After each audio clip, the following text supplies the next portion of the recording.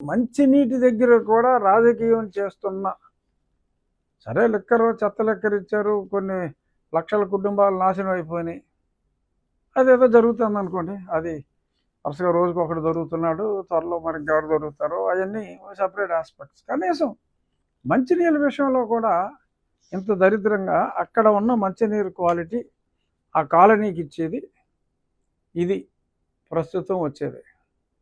ఆ కాలనీ వాసులు మరి వచ్చి మొరపెట్టుకుంటే మాకు మంచినీళ్ళే లేవు అని మొరపెట్టుకుంటే టెంపరీగా ఆ విస్తా కోడేరు నుంచి ఊరికి దూరంగా ఉంది కాబట్టి ఇక్కడ మున్సిపాలిటీ వాటర్ లైన్కి 50 మీటర్ల దూరంలో ఉంది. ఊరికి ఈ ప్రాంతం ఆల్మోస్ట్ 3 కిలోమీటర్ల దూరంలో ఉన్నందువల్ల వీరికి ఇక్కడి నుంచి మంచినీరు ఇమీడియట్గా అవ్వాలంటే ఇక్కడి నుంచి ఇవ్వాలి.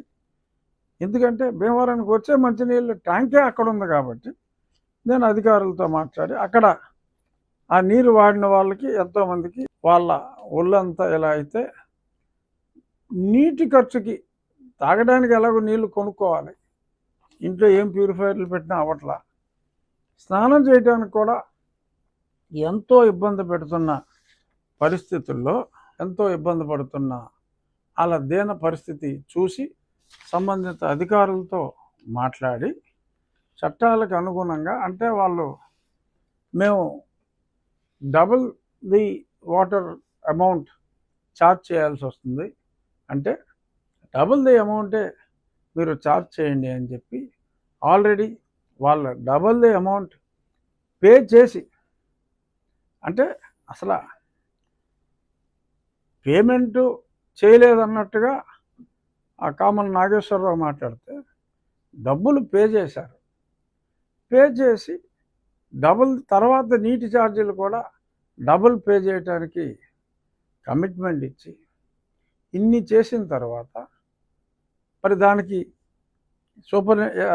ఎగ్జిక్యూటివ్ ఇంజనీర్ పబ్లిక్ వర్క్స్ అనుమతి కూడా తీసుకుని ప్రొసీడ్ అవ్వమని రాష్ట్ర ప్రభుత్వం అనుమతి ఇచ్చిన తర్వాత మున్సిపల్ శాఖ ఆ అనుమతి కూడా తీసుకొని ఇప్పుడు ప్రారంభించబోతున్నారు.